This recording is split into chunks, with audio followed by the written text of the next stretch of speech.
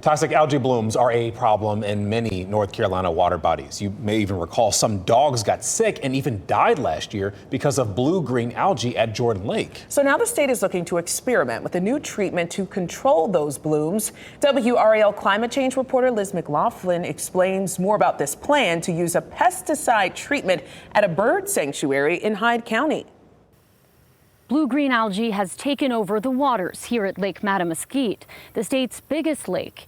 The numbers are more than double of what the state considers healthy. But there are growing concerns about how an algicide treatment could impact the very fragile ecosystem here. UNC researcher Nathan Hall has been monitoring Lake Mattamuskeet since January. The monitoring that we're doing today is to establish a baseline, tracking the clarity of the water in levels of blue-green algae that can produce toxins. Most of the algae that are in the lake are cyanobacteria, and there's a lot of it.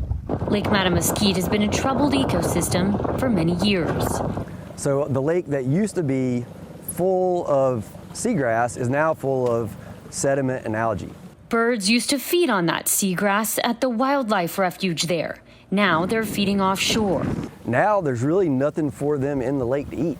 Nutrients, nitrogen, and phosphorus are being pumped into the lake from neighboring agricultural sites. It's a recipe for growing a lot of algae. U.S. Fish and Wildlife is proposing a plan for restoration of the lake, in part by testing the effectiveness of a pesticide labeled by the EPA as toxic to birds. And tens of thousands of birds stop over in the refuge every year. So it's a very troubling proposal when thinking about a chemical product that states it is toxic to birds. Refuge manager Kendall Smith says that an environmental assessment for the treatment concludes that the risk to wildlife is minimal. It is certainly only being considered for the pure reason of trying to benefit in the long term those birds and other wildlife. Researchers say they hope to use this study to see if the treatment is a viable option for other water bodies threatened by algae. To me, it's kind of like the lake is pretty messed up. We don't have a lot to lose. Researchers tell me they hope to start experiments in controlled areas with the treatment this spring. At Lake Mattamuskeet, I'm Liz McLaughlin, WRAL News. Very interesting.